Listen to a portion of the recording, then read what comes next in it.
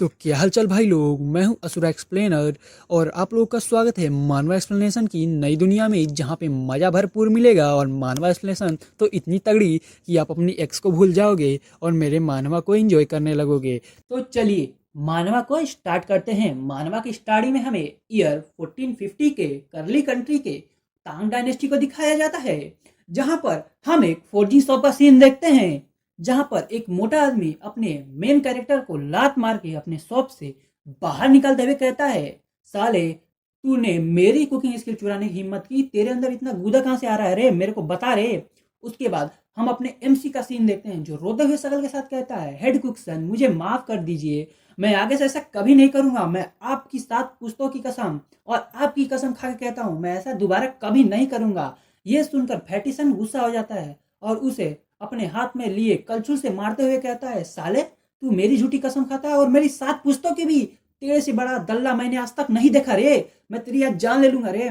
जिस पे अपना एमसी को चोट लग रही थी, वो चिल्लाते हुए कहता है, मुझे मत मारिए, मुझे चोट लग रहा है, आओ आओ आओ। उसके बाद वो मोटा आदमी अपने वर्कर्स पे चिल्लाते हुए कहता है, जल्दी जल्दी काम करो काम चोरो, सब लोग काम चोर बन गए हो, मास्टर लोग रास्ते में हैं, वो लोग आने वाले हैं, अगर उन्हें समय पे खाना नहीं मिला तो मैं तुम सबकी जान ले लूंगा। उसके बाद हमें मोटे आदमी का बायोडेटा दिखाया जाता है, जिसका नाम फैटी सन है और वो फोर्जिंग शॉप का हेड कुक है। उसके बाद वो मोटा आदमी चिल्लाते हुए कहता है, उधर देखो वो न्यू गुई है, उस लड़के ने रात भर हॉर्स पोस्चर की तैयारी की है, इसका मतलब वो रात भर खड़ा रहा है, फिर भी वो इतनी मेहनत और लगन के साथ काम कर रहा है। और तुम काम चोरो, तुम लोग दिन भर आराम करते हो, फिर भी इतनी आलसीपन कैसे दिखा सकते हो, जल्दी जल्दी काम करो। जिस पे सारे वर्कर्स कहते हैं, हाँ हम समझ गए। उसके बाद हम देखते हैं अपने एमसी को, जो दबे पांव भागते हुए कहता है, ये मोटा मेरी तरफ नहीं दिख रहा है, इस हाथी से मैं बच के अभी निकल जाता हूँ। तभी उस मोटे आदमी ने अपने मेन कैरेक्टर को देख लिया और कहता है, तुम क्या कर रहे हो वहां पे, तुम कहाँ भाग रहे हो, तुम्हें खाना चाहिए कि नहीं, मैं तुम्हारी जान ले लूंगा, जाओ और अपना काम करो। फिर अपना एमसी डरते हुए कहता है, ठीक है मैं जा रहा हूँ मोटे आदमी, यानी अपने मन में कहता है वो। उसके बाद उसके हाथ में जो लकड़ियां थी उसे ले जाके वो कुकिंग रूम में रख देता है और कहता है, बस मुझे आज भर इस मोटे आदमी की ये ताने सुनने हैं और इसकी मार खानी है, कल से तो मेरा जिंदगी बदल जाएगा रे।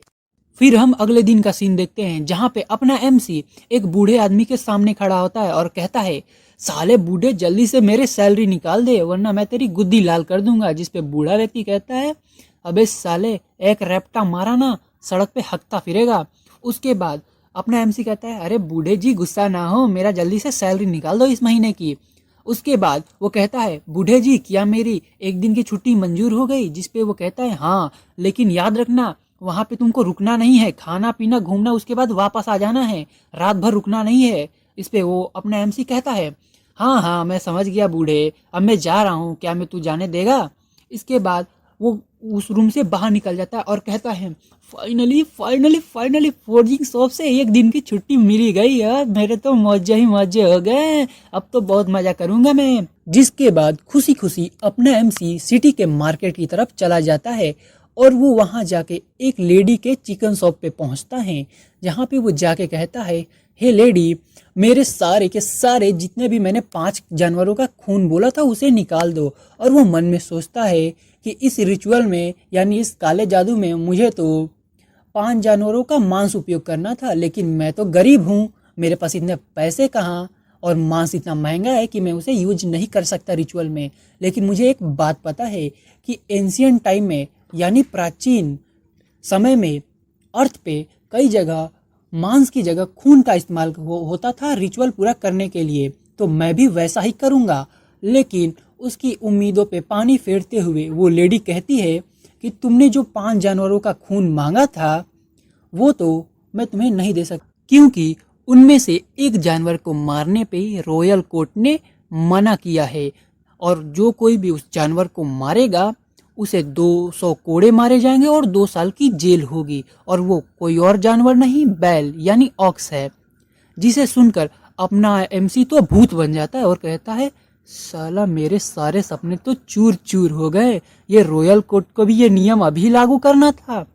लेकिन तभी उसे एक बात याद आती है कि अगर किसी रिचुअल में अगर किसी एक जानवर का खून ना मिले तो उसे हम खरगोश के खून से यानी रैबिट के ब्लड से रिप्लेस कर सकते हैं, जिसे याद कर कर अपना एमसी तो बहुत खुश हो जाता है और कहता है जल्दी से मुझे रैबिट का खून दे दो यानी खरगोश का खून दे दो।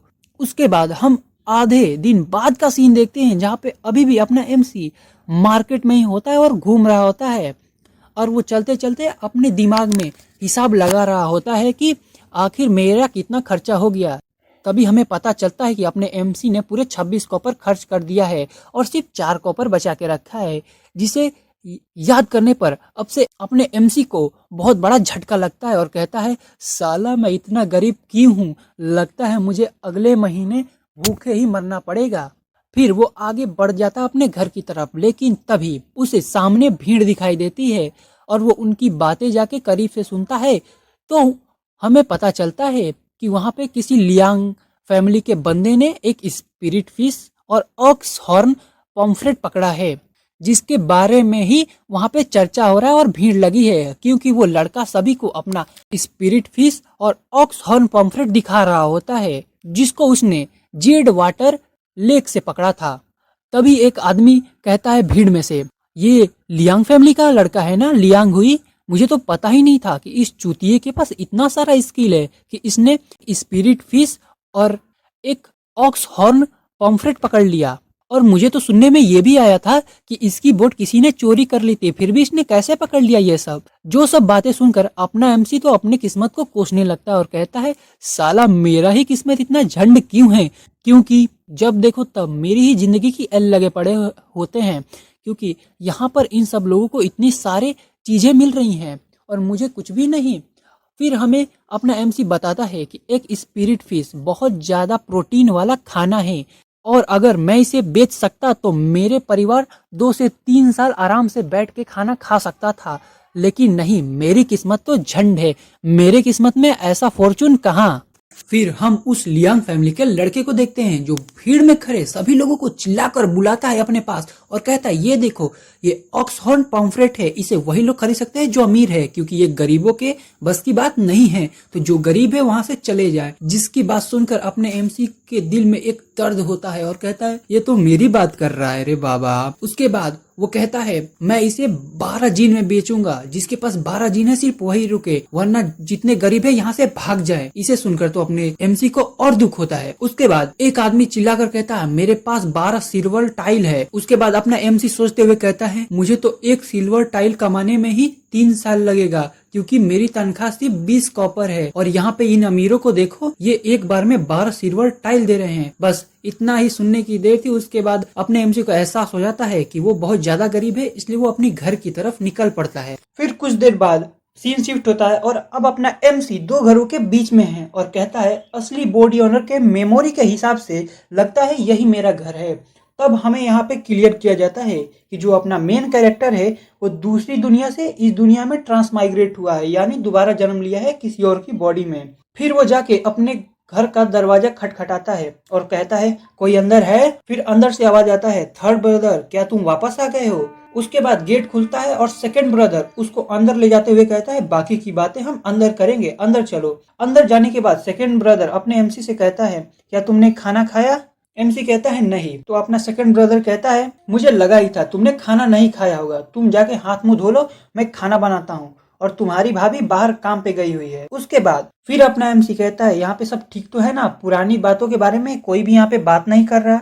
उसके बाद अपना एमसी घर के बैकयार्ड में चला जाता है और वहाँ पे आसपास देखने के बाद वो कहता है यहाँ पे मैं अपना काला जादू शुरू कर सकता हूँ। उसके बाद वो जानवरों का खून निकालता है और अपना काला जादू वाला ड्राइंग बनाने लगता है और कहता है मैंने ये ड्राइंग अपने माइंड में 1000 बार बनाई होगी, यहाँ पे मैं आराम से बना लूंगा।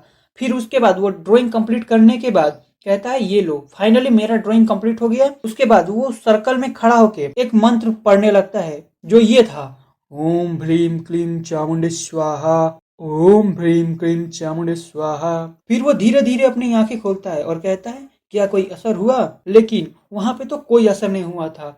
जिस पे अपना एमसी रोने लगता है और कहता है लगता है फिर से मेरे पैसे बर्बाद हो गए, लगता है मैं मॉर्टल ही बनूंगा, कभी इमॉर्टल नहीं बन पाऊंगा। लेकिन तभी अचानक उसके सर में दर्द होने लगता है और वो चिल्लाते हुए कहता है मेरे साथ ये क्या हो रहा है, और वो बेहोश हो जाता है।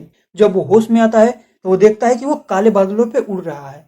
और जैसे जैसे वो पूरी तरह होश में आता है, वो देखता है कि वो जिस चीज़ पे उड़ रहा है वो तो एक सील स्क्रिप्ट है, जिसे देखने के बाद अपना एमसी तो एकदम हैरान हो जाता है। वो कहता है ये तो सील स्क्रिप्ट है। फिर वो सील स्क्रिप्ट उसके अंदर जाने लगती है। अंदर जाते जाते अपने एमसी को बहुत ज्यादा दर्द हो रहा था। फिर अपने एमसी को ऐसा लगता है कि वो गहरे काले खाई में गिर रहा है, और उसे गिरते गिरते ऐसा एहसास होता है कि उसकी सारी हड्डियां टूट रही हैं। उसे बहुत ज्यादा दर्द होता है। उसके बाद आखिरी में उसका गर्दन की हड्डी भी टूट जाती है। उसके बाद हम एक सिस्टम पैनल को लोड होते हुए देखते हैं, और यहीं पे ये चैप्टर खत्म हो जाता है। तो कैसा लगा आपको ये वीडियो, जल्दी से कमेंट करके मुझे बताइए। और आप अपनी एक्स को भूलना चाहते हो तो मेरे चैनल को सब्सक्राइब कीजिए और मेरे वीडियो को लाइक करके एक अच्छा सा कमेंट कर दीजिए। जो सबसे ज़्यादा अच्छा कमेंट करेगा उसे मैं अगले वीडियो में सॉर्ट आउट दूंगा। तो चलिए, बाय बाय।